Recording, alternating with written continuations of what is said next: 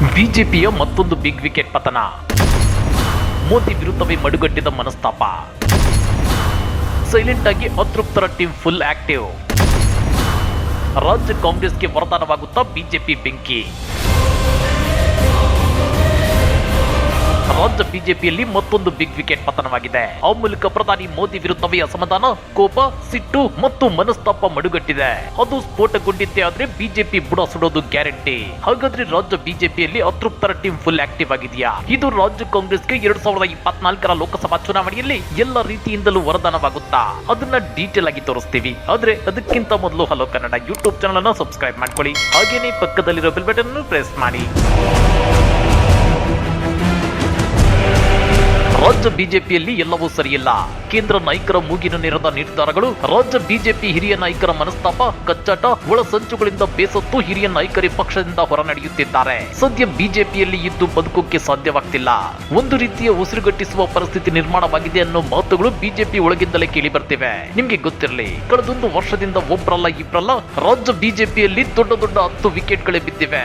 ಅದರ ಸಾಲಿಗೆ ಈಗ ಮತ್ತೊಂದು ವಿಕೆಟ್ ಸೇರ್ಪಡೆಯಾಗಿದೆ. ಹೌದು ವೀಕ್ಷಕರೇ, ಬಿಜೆಪಿಯ ಸಂಸದರಾದ ವಿ ಶ್ರೀನಿವಾಸ್ ಪ್ರಸಾದ್, ಬಚ್ಚೇಗೌಡ ಹಾಗೂ ಮಾಜಿ ಸಿಎಂ ಮತ್ತು ಬೆಂಗಳೂರು ಉತ್ತರ ಲೋಕಸಭಾ ಕ್ಷೇತ್ರದ ಸಂಸದ ಟಿ.ವಿ. ಸದಾನಂದಗೌಡ ಅವರು ಚುನಾವಣಾ ರಾಜಕೀಯಕ್ಕೆ ನಿವೃತ್ತಿ ಘೋಷಿಸಿದ ಬಳಿಕ ಚಿತ್ರದುರ್ಗ ಸಂಸದ ಎ. ನಾರಾಯಣ ಸ್ವಾಮಿ ಅವರು ಪರೋಕ್ಷವಾಗಿ ರಾಜಕೀಯ ನಿವೃತ್ತಿಯ ಸುಳುವು ನೀಡಿದ್ದಾರೆ. ಇಂತಹ ಪೊಲಿಟೆಡ್ ಪಾಲಿಟಿಕ್ಸ್ ನಲ್ಲಿ ನನ್ನಂತವರು ಇರಬಾರದು ಎಂಬ ತೀರ್ಮಾನ ಮಾಡಿದ್ದೇನೆ ಅಂತ ಹೇಳಿದ್ದಾರೆ. ಆ ಮೂಲಕ ಈಗಿನ ರಾಜಕೀಯ ವ್ಯವಸ್ಥೆ ಬಗ್ಗೆ ಬೇಸರ ವ್ಯಕ್ತಪಡಿಸಿ ನಿವೃತ್ತಿಯಾಗುವ ಮಾತುಗಳನ್ನಾಡಿದ್ದಾರೆ. ಭ್ರಷ್ಟಾಚಾರದ ಕುರ್ಚಿಯ ಪಕ್ಕದಲ್ಲಿಯೂ ಕುಳಿತುಕೊಳ್ಳಲು ಇಷ್ಟಪಡೋದಿಲ್ಲ. ರಾಜಕಾರಣದಲ್ಲಿರೋ ಭ್ರಷ್ಟಾಚಾರ ಕಣ್ಣಿಗೆ ಬಿದ್ದಾಗಲೇ ಈ ನಿರ್ಧಾರ ಕೈಗೊಂಡಿದ್ದೇನೆ. ಇದು ಮುಂಬರುವ ಲೋಕಸಭಾ ಚುನಾವಣೆಗೆ ಮಾತ್ರ ಸೀಮಿತವಲ್ಲ, ಭವಿಷ್ಯದ ರಾಜಕಾರಣದಿಂದಲೇ ಹೊರಗುಳಿಯುವೆ ಅಂತೇಳಿ ಸ್ಪಷ್ಟಪಡಿಸಿದ್ದಾರೆ. ದೂರದಿಂದ ಚಿತ್ರದುರ್ಗಕ್ಕೆ ಬಂದಿದ್ದ ನನ್ನನ್ನ ಮತದಾರರು ಲೋಕಸಭೆಗೆ ಆಯ್ಕೆ ಮಾಡಿದ್ದಾರೆ. ಆದ್ರೆ ಜನರ ನಿರೀಕ್ಷೆಗೆ ತಕ್ಕಂತೆ ಕೆಲಸ ಮಾಡಲು ಸಾಧ್ಯವಾಗಿಲ್ಲ ಎಂಬ ಕೊರಗು ಇದೆ. ಮುಂಬರುವ ಚುನಾವಣೆಯಲ್ಲಿ ಸ್ಥಳೀಯರಿಗೆ ಅವಕಾಶ ಸಿಕ್ಕರೆ ನಾನು ಸ್ವಾಗತಿಸುತ್ತೇನೆ. ಆಂತರಿಕ ಸಮೀಕ್ಷೆ ಆಧರಿಸಿ ಪಕ್ಷ ನಿರ್ಧಾರ ಕೈಗೊಳ್ಳುತ್ತೆ. ಅದಕ್ಕೆ ನಾನು ಬದ್ಧವಾಗಿರುತ್ತೇನೆ ಅಂತ ಹೇಳುವ ಮೂಲಕ ಚಿತ್ರದುರ್ಗ ಸಂಸದ ಎ. ನಾರಾಯಣ ಸ್ವಾಮಿ ಅವರು ಈ ಬಾರಿಯ ಟಿಕೆಟ್ ಆಕಾಂಕ್ಷಿಯಲ್ಲ ಅಂತೇಳಿ ಪರೋಕ್ಷವಾಗಿ ತಿಳಿಸಿದ್ದಾರೆ. ಆ ಮೂಲಕ ರಾಜಕಾರಣದಿಂದ ದೂರ ಉಳಿಯುವ ಬಗ್ಗೆ ಸುಳಿವು ನೀಡಿದ್ದಾರೆ. ನಿಜ ಹೇಳಬೇಕು ಅಂದ್ರೆ ರಾಜ್ಯ ಬಿಜೆಪಿಯಲ್ಲಿ ಹೀಗೆ ರಾಜಕೀಯ ಸ್ವಯಂ ನಿವೃತ್ತಿ ಘೋಷಿಸಿರೋ ಸಂಸದರಲ್ಲಿ ಇವರು ಮೊದಲಿಗರೇನೂ ಅಲ್ಲ. ಇದಕ್ಕೂ ಮೊದಲು ಸ್ವಯಂ ರಾಜಕೀಯ ನಿವೃತ್ತಿ ಘೋಷಿಸಿರೋ ಹಾಲಿ ಬಿಜೆಪಿ ಸಂಸದರ ಪಟ್ಟಿಯನ್ನು ನೋಡೋದಾದ್ರೆ ಮೊದಲಿಗೆ ಸಂಸದ ಜಿ.ಎಂ. ಸಿದ್ದೇಶ್ವರ್ ಅವರು ಎದ್ದು ಕಾಣ್ತಾರೆ. 2019ರ ಲೋಕಸಭಾ ಚುನಾವಣೆಗೂ ಮೊದಲೇ ದಾವಣಗೆರೆ ಸಂಸದ ಜಿ.ಎಂ. ಸಿದ್ದೇಶ್ವರ್ ಅವರು ಚುನಾವಣಾ ರಾಜಕೀಯಕ್ಕೆ ನಿವೃತ್ತಿಯನ್ನು ಘೋಷಿಸಿದ್ರು. ಇದೇ ನನ್ನ ಕಡೆ ಚುನಾವಣೆ, 2024ಕ್ಕೆ ರಾಜಕೀಯದಿಂದ ನಿವೃತ್ತಿ ಹೊಂದುವೆ ಅಂತ ಹೇಳ್ಕೊಂಡಿದ್ರು. ಇದರ ಬೆನ್ನಲ್ಲೇ ತುಮಕೂರು ಸಂಸದ ಜಿ.ಎಸ್. ಬಸವರಾಜು ಅವರು 2022ರ ಜುಲೈ ತಿಂಗಳಲ್ಲೇ ತಮ್ಮ ಚುನಾವಣಾ ರಾಜಕೀಯಕ್ಕೆ ನಿವೃತ್ತಿಯನ್ನು ಘೋಷಿಸಿದ್ರು. ನನಗೆ ಈಗ 84 ವರ್ಷ ವಯಸ್ಸಾಗಿದ್ದು ವಯಸ್ಸಿನ ಲೆಕ್ಕಾಚಾರದಲ್ಲೂ ಪಕ್ಷದಿಂದ ಟಿಕೆಟ್ ಕೊಡೋದಿಲ್ಲ, ಹಾಗಾಗಿ ಸ್ಪರ್ಧೆಯಿಂದ ಹಿಂದೆ ಸರಿಯುತ್ತೇನೆ ಅಂತ ಸ್ಪಷ್ಟಪಡಿಸಿದ್ರು. ಇತ್ತ ಕಳೆದ ಆಗಸ್ಟ್ ನಲ್ಲಿ ಚಿಕ್ಕಬಳ್ಳಾಪುರ ಸಂಸದ ಬಿ.ಎನ್. ಬಚ್ಚೇಗೌಡರು ಕೂಡ ರಾಜಕೀಯ ನಿವೃತ್ತಿಯನ್ನು ಘೋಷಿಸಿದ್ರು. ಆನಂತರ ಚಾಮರಾಜನಗರ ಸಂಸದ ವಿ. ಶ್ರೀನಿವಾಸ್ ಪ್ರಸಾದ್ ಅವರು ಕೂಡ ಮುಂದಿನ ವರ್ಷ ಮಾರ್ಚ್ 17ಕ್ಕೆ ನಾನು ರಾಜಕೀಯದಿಂದ ನಿವೃತ್ತಿ ಘೋಷಿಸುತ್ತೇನೆ ಅಂತೇಳಿ ಸ್ವಯಂ ಘೋಷಿಸಿಕೊಂಡಿದ್ದಾರೆ. ಮುಂದಿನ ವರ್ಷ ಮಾರ್ಚ್ 17ಕ್ಕೆ ನಾನು ರಾಜಕೀಯದಿಂದ ನಿವೃತ್ತಿ ಘೋಷಿಸುತ್ತೇನೆ ಅಂತ ಹೇಳಿದ್ದಾರೆ.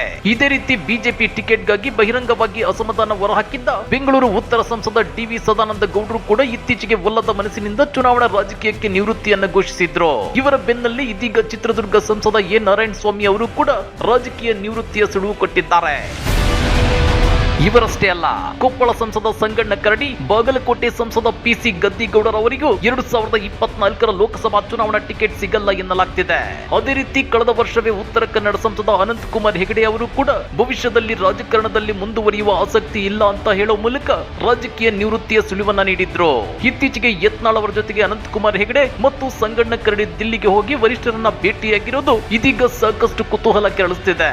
ಒಂದು ಅಂದಾಜಿನ ಪ್ರಕಾರ 2024ರ ಲೋಕಸಭಾ ಚುನಾವಣೆಗೆ ಹಾಲಿ 25 ಬಿಜೆಪಿ ಎಂಪಿಗಳ ಪೈಕಿ 15 ಸಂಸದರಿಗೆ ಬಿಜೆಪಿ ಟಿಕೆಟ್ ಸಿಗಲ್ಲ ಎನ್ನಲಾಗ್ತಿದೆ. ತಮಗೆ ತಾವೇ ಸ್ವಯಂ ನಿವೃತ್ತಿ ಪಡೆಯುವಂತೆ ಹೈಕಮಾಂಡ್ ಒತ್ತಡ ಹೇರುತ್ತಿರೋದ್ರ ಬಗ್ಗೆ ಗುಟ್ಟು ಬಿಟ್ಟುಕೊಳ್ಳಲು ಸಾಧ್ಯವಾಗದ ಸಂಸದರು ಒಳಗೊಳಗೆ ಕೊತ ಕುದಿಯುತ್ತಿದ್ದಾರೆ.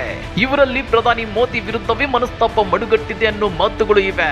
ರಾಜ್ಯ ಬಿಜೆಪಿ ಸಂಸದರ ಪರಿಸ್ಥಿತಿ ಹೀಗಿರುವಾಗಲೇ ಇತ್ತ ರಾಜ್ಯ ಬಿಜೆಪಿಯಲ್ಲಿ ದಿಢೀರ್ ಅಂತೇಳಿ ರಾಜಕೀಯ ಅನುಭವ ಇಲ್ಲದ ಮತ್ತು ಕಿರಿಯ ವಯಸ್ಸಿನ ಬಿ.ವೈ. ವಿಜಯೇಂದ್ರ ಅವರನ್ನು ರಾಜ್ಯಾಧ್ಯಕ್ಷರನ್ನಾಗಿ ಮಾಡಿರೋದು ರಾಜ್ಯ ಬಿಜೆಪಿಯ ಹಿರಿಯ ನಾಯಕರಲ್ಲಿ ಆಕ್ರೋಶ ಭುಗಿಲೇಳುವಂತೆ ಮಾಡಿದೆ. ಅಷ್ಟೇ ಅಲ್ಲ, ಅಸಮಾಧಾನಗೊಂಡ ನಾಯಕರೆಲ್ಲ ತಮ್ಮದೇ ಆದ ತಂಡ ಕಟ್ಟಿಕೊಂಡಿದ್ದಾರೆ.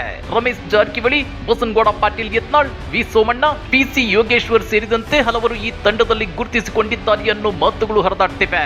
ಈ ಸಂಖ್ಯೆ ಮುಂಬರುವ ದಿನಗಳಲ್ಲಿ ಮತ್ತಷ್ಟು ಹೆಚ್ಚಾಗುತ್ತೆ ಎನ್ನಲಾಗ್ತಿದೆ. ಈ ಹಿಂದೆ ಸೋಮಣ್ಣ ಮತ್ತು ಯತ್ನಾಳ್ ನಡುವೆ ಎಲ್ಲವೂ ಸರಿ ಇರಲಿಲ್ಲ. ವಿಜಯೇಂದ್ರ ನೇಮಕದ ಬಳಿಕ ಸೋಮಣ್ಣ ಮತ್ತು ಯತ್ನಾಳ್ ಇಬ್ಬರು ಒಟ್ಟಾಗಿದ್ದಾರೆ. ಪಕ್ಷದಲ್ಲಿ ವಿಜಯೇಂದ್ರ, ಯಡಿಯೂರಪ್ಪ ಶಕ್ತಿ ಮೇಲುಗೈಯಾದ್ರೆ ಮುಂದೆ ತಮ್ಮ ಕತೆ ಏನೆಂದು ಅತೃಪ್ತ ಬಣದ ನಾಯಕರು ಚರ್ಚೆ ನಡೆಸುತ್ತಿದ್ದಾರಂತೆ. ಈ ಅತೃಪ್ತರ ಟೀಮ್ ಸದ್ಯದಲ್ಲೇ ದಿಲ್ಲಿಗೆ ಹೋಗಿ ವರಿಷ್ಠರಿಗೆ ತಮ್ಮ ನೋವನ್ನ ಹೇಳಿಕೊಳ್ಳೋ ಸಾಧ್ಯತೆ ಇದೆ. ಬಿಎಸ್ವೈ ಮತ್ತು ಬಿವೈ ವಿಜಯೇಂದ್ರ ಅವರಿಂದ ಹೇಗೆಲ್ಲ ಅನ್ಯಾಯವಾಗಿದೆ, ಹೇಗೆಲ್ಲ ತಮ್ಮನ್ನ ಇವರು ರಾಜಕೀಯವಾಗಿ ತುಳಿದ್ರು ಅನ್ನೋ ಅಳಲನ್ನ ವರಿಷ್ಠರ ಮುಂದೆ ತೋಡಿಕೊಳ್ಳಲು ಮುಂದಾಗಿದ್ದಾರಂತೆ. ಆದ್ರೆ ವರಿಷ್ಠರು ಇವರ ಮನಸ್ತಾಪಕ್ಕೆ ಕಿವಿಗೊಟ್ಟು ವಿಜಯೇಂದ್ರ ಅವರನ್ನ ರಾಜ್ಯಾಧ್ಯಕ್ಷ ಸ್ಥಾನದಿಂದ ಕೆಳಗಿಳಿಸುತ್ತಾರಾ, ಇಲ್ಲ ಸಬೂಬು ಹೇಳಿ ಕಳಿಸ್ತಾರಾ ಅನ್ನೋ ಕುತೂಹಲ ಗರಿಗೆದರಿದೆ. ಒಂದೊಮ್ಮೆ ರಾಜ್ಯ ಬಿಜೆಪಿಯಲ್ಲಿನ ಈ ಮನಸ್ತಾಪ, ಕಿತ್ತಾಟಗಳು ಹೀಗೆ ಮುಂದುವರೆದ್ರೆ ಅದರ ನೇರ ಲಾಭವನ್ನ ರಾಜ್ಯ ಕಾಂಗ್ರೆಸ್ ಲೋಕಸಭಾ ಚುನಾವಣೆಯಲ್ಲಿ ಪಡೆದುಕೊಳ್ಳೋದ್ರಲ್ಲಿ ಅನುಮಾನವೇ ಇಲ್ಲ. ಈ ಬಗ್ಗೆ ನೀವೇನಂತೀರಾ? ಕಮೆಂಟ್ ಮಾಡಿ, ವಿಡಿಯೋ ಲೈಕ್ ಮಾಡಿ, ಶೇರ್ ಮಾಡಿ.